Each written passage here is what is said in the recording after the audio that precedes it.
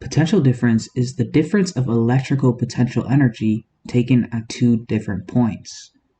This is known as voltage, which is the work done per unit charge on a moving positive charge between 2 points along the path of the current.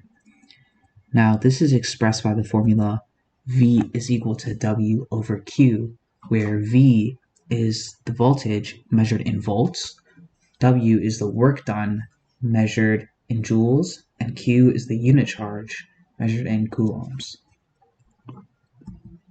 Now, the potential difference in a circuit is provided by cells or batteries.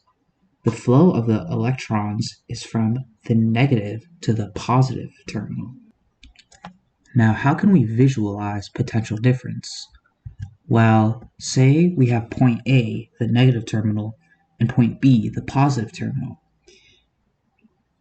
Moving the positive charge from point A to point B, work must be done, and this raises the voltage.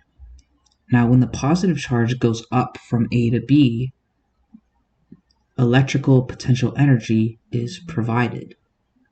Now here, we can see that the potential difference is the work done per unit charge, where the initial voltage is at point A and the final voltage is at point B.